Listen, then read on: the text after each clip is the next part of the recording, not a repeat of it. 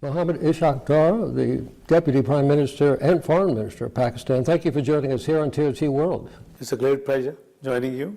You've had a busy trip here to the United States and the United Nations, and we'd like to also talk to you about the recent visit to your country by President Erdogan, who during his visit to your country signed almost 24 agreements addressing economic and defense issues. Tell us more about that.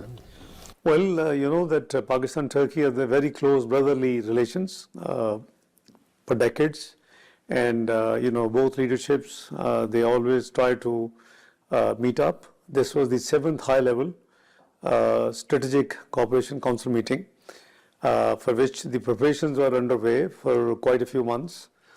And you know, the high-level Strategic Council is manned or is co-chaired by His Excellency the President of Turkey, Turkey Recep Tayyip Erdogan, and Prime Minister of Pakistan, Shehbaz Sharif. So this is a very strategic high-level engagement in which you know, all subjects under the sun, including the security, you know, the global issues, you know, the current global challenges are discussed threadbare. We had a long session between Prime Minister Shehbaz Sharif and His Excellency President Tayyip Erdogan, Foreign Minister His Excellency Mr. Haqqan, myself, and then also delegation level talks. So we had two, you know, a portion of the detailed discussion. So it was a couple of dozen MOUs were signed, and you know, it has been decided that this high-level strategic council should be also giving tasks to the two foreign ministers, which is Excellency Foreign Minister of Turkey, Brother Haqqan, and myself. So we would have make sure that these 11 groups, which used to be 9, regularly meet and in the areas they are assigned, and we both monitor, and then we report to the leadership, and the strategic council meetings, whenever they take place, they consider everything. So this is the mechanism. Can you talk more about the economic significance and the strategic significance of some of the things, the memorandums of understanding that were signed? Well, you see, we have very close cooperation in the trade, investment, regional issues, then the defense and security, terrorism. So we have very close cooperation between you know, the two sides. We have you know, jointly been manufacturing the you know, the ships, naval ships. We have been engaged in the other areas of defense cooperation.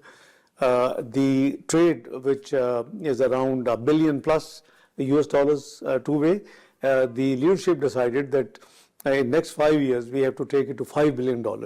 It'll multiply by 5 the present volume. So you see, this visit of His Excellency President of Turkey was very, very positive. People, you know, love him. There was a lot of activity, although his trip was a virtually 2 days visit. But you know, people of Pakistan were very happy, and they had expressed their, you know, their love, their affection for President Tayyip Erdogan. You know, previously our political party had last year also 16 months, and President Tayyip Erdogan was very kind to host certain meetings in Turkey at that time. But this time, you know, it is a full tenure.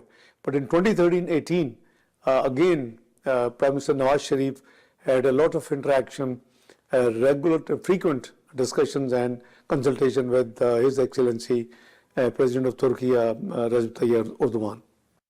Now, you gave a recent speech before the UN Security Council, in which basically you talked about the Charter and who doesn't pay attention to it, but you also talked about the failure of the Security Council to kind of act when it came to Israel's brutal war in Gaza and the aggression in Gaza and the attacks on the Palestinian people. Tell us more about that.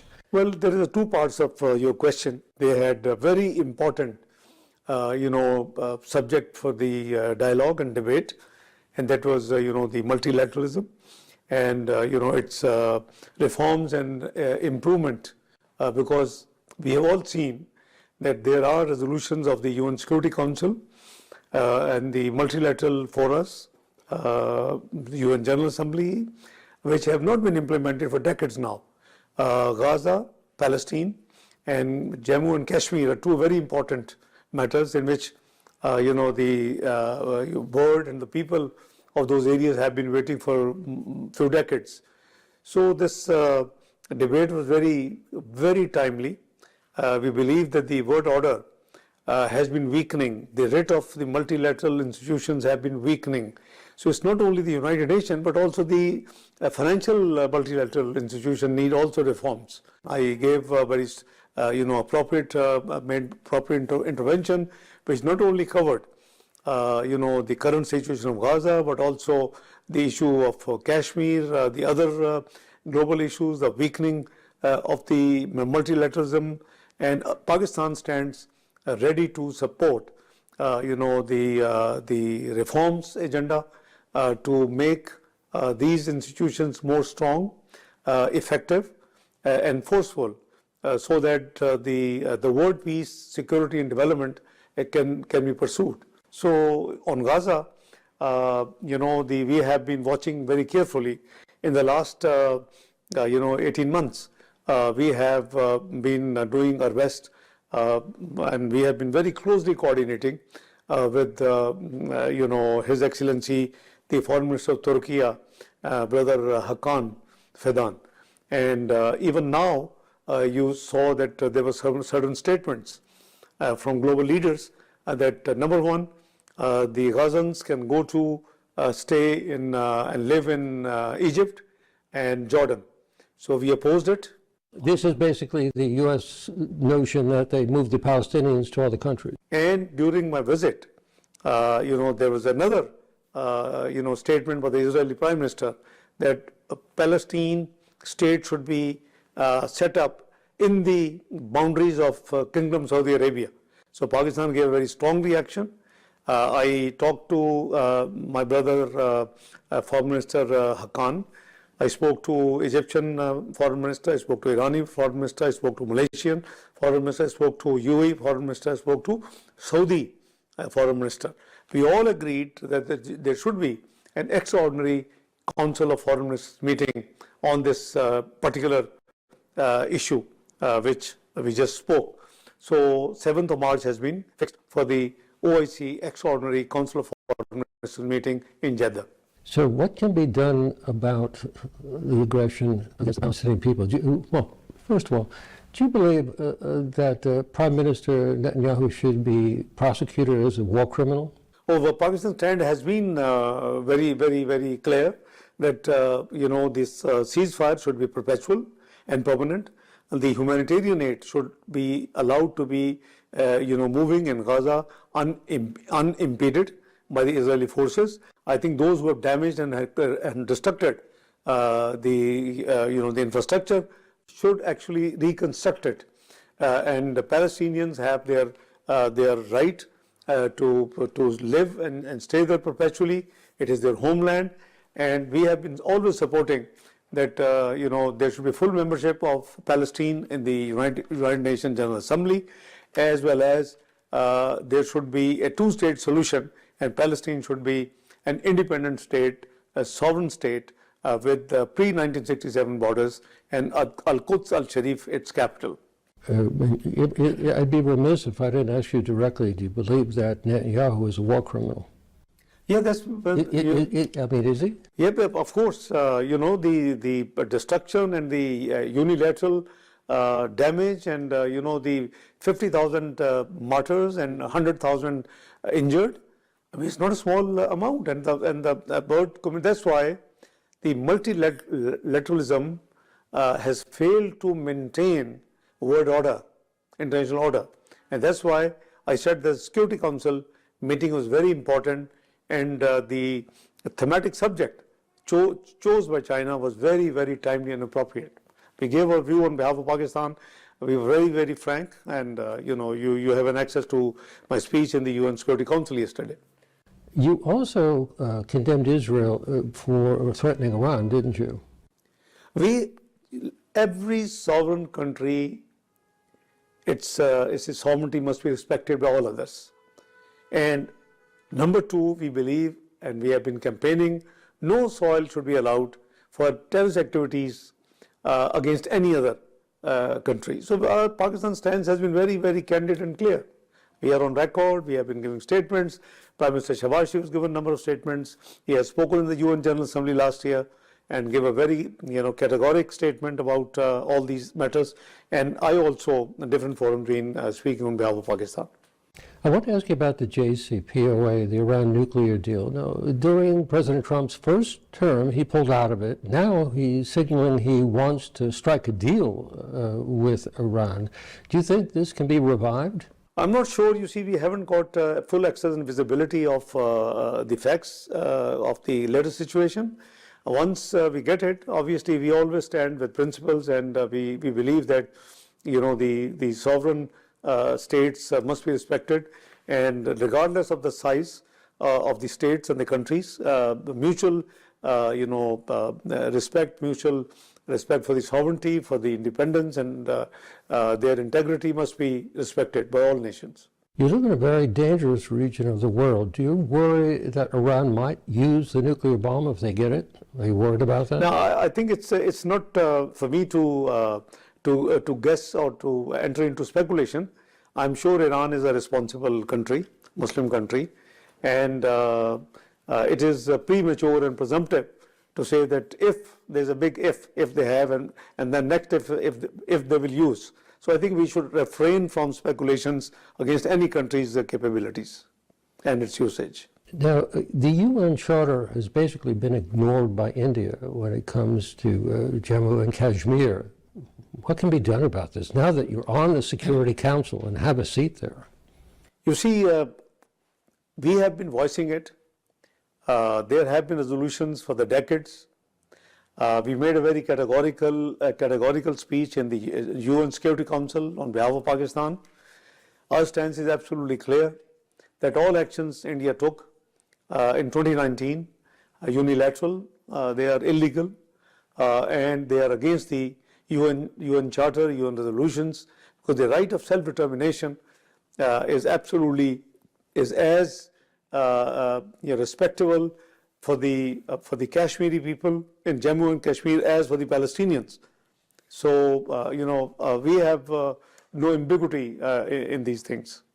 Well, do you think now that you're sitting in the council that you may be able to get something done? We use every fora. We speak up. You see, the global community. That's why it is absolutely essential that if you have passed certain resolutions, then you make sure that those resolutions are implementable and are implemented in letter and spirit. These resolutions about Palestine and Jammu and Kashmir have been for more than 7 decades. They are in the cold storage.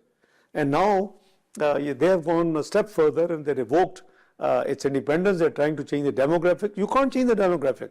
They're sending the settlers and all this business. So we will keep raise voice on principles and on all international forums, and our stance is very, very, very, very clear that those people should be given the right of self-determination as per the resolutions of the United Nations.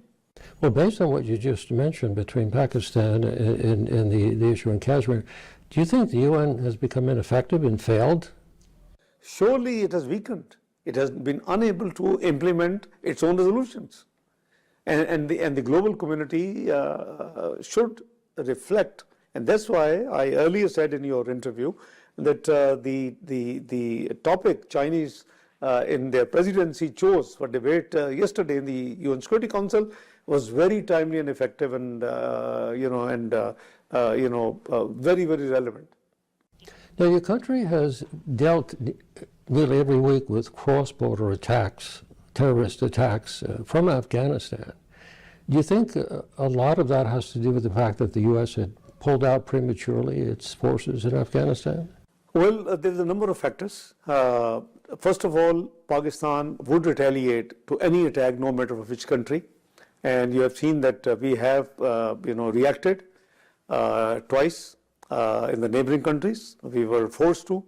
And you see, no country should allow its soil to be used for terrorism activities against any other country. We believe in this as a policy, and we are committed that our country should not be allowed for any terrorist activities against any other country. Now, Afghanistan, the issue is that the Tehreek-e-Taliban Pakistan, which a large contingent of this Fitna al-Khawarij is based in the border areas of Afghanistan and Pakistan. So we have been advising, you see, we are well-wishers of Afghanistan. We want them to prosper. We want it to help the destitute people in interim Afghanistan government. But surely, we need one assurance that the soil should not be allowed to take or to make any terrorist activities in our soil from there. So yes, issues have been there. We have been complaining, and we have been engaging the Afghan authorities from time to time. But at the same time, as I said, Pakistan is well-wisher of Afghanistan. We are neighbors. We have common culture. We have common religion. We have common history. So we want Afghanistan to prosper, to develop. It's a landlocked country. We have been giving all the assistance, and we will continue to give all the assistance to Afghanistan. But surely, we will continue to pursue and make sure that no terrorist activities are sponsored, planned, or acted upon from the soil of Afghanistan against Pakistan. Now, President Trump recently suspended the refugee admissions program in the United States. How is that impacting the Afghan refugees that are in your country? Well, they had undertaken a certain number to be taken in the United States, like many other countries have committed to Pakistan. So obviously there was a timeline which was tentatively around September this year. So we are examining the issue, and we will obviously negotiate. Obviously, if any refugee, now I'm talking a principle, if any refugee who was undertaken to be taken by another country after the due process, no matter what timeline, if it doesn't happen and the country refuses, that for us that will be illegal immigrant in Pakistan, and we might be forced to send such refugee back to the original country, which is Afghanistan. Your country has basically also talked about if the process of getting the slow process. Yes, right, that's true. Yes. But you see, the number of refugees, the world must recognize, the economic pain and the cost Pakistan has suffered because of the Cold War. It's about $150 billion estimate of the economic cost to the Pakistan, carrying the war on terror against certain elements, and this refugees, maintaining and sponsoring these refugees, which run in about 3 million plus number in Pakistan, is a huge burden on a country like Pakistan. So you earlier asked a question, I think, about where the US left in a rush when it was their sovereign decision, but one wishes that they should not have left the weapons and the ammunition back in Afghanistan, which these TTP people and the other terrorist outfits have an access to. You say basically saying that the U.S. did prematurely pull out and left weapons behind. That's the issue. Well, I can't say premature. It is their sovereign decision, but the weapons should not have been left behind. Well, was your region a more stable place with a U.S. presence in Afghanistan? Well, perhaps they can answer better, but it is obviously the country's responsibility and not a third country's responsibility. It is the Afghan government responsibility to make sure that its soil is free from any terrorist activities and terrorist existence. Well, UN diplomatic efforts have basically failed to stop the invasion of Russia. They've failed to stop what's going on in Gaza. Is the UN still relevant? We have discussed UN earlier. I think UN weakening position is known to everybody, and that's why discussions and debates are on. to improve its effectiveness and its governance, to put the world order back in good shape. Is the Security Council basically impotent to do anything at this point? We all know the structure of Security Council. How does it work? There are P5s. Any country vetoing, my friend, any idea or any proposed action, it just goes out of the window. Would expansion solve that? Surely, not only expansion would solve that, but obviously some sort of reform in the Security Council itself is required. Pakistan is basically one of the countries that make up the Organization of Islamic Cooperation. That's 57 countries. And sadly, since the October 7th attack by Hamas on Israel, there's been a spike in Islamophobia. What can be done? Well, we are raising our voice as a country. Pakistan has been raising its voice everywhere in every forum. Last year in the summit, OIC summit in Banjul, Gambia, we voiced and we campaigned and we lobbied. Now the permanent, regular, OIC Secretary General Envoy on Islamophobia has been appointed.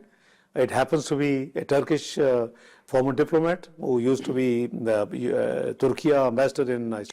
And, we raised this issue in every relevant forum. And I understand 14th of March, there's going to be on this particular subject in Islam, on the subject of Islamophobia, there would be a special day, one day for UN General Assembly to debate on this business. So we are raising voice, and I'm glad Turkey and Pakistan and many other countries we work together to fight this menace. Mohammed Ishaq, he is the Deputy Prime Minister and Foreign Minister of Pakistan. Thank you for joining us here. Pleasure. TRT World. Pleasure. Thank you.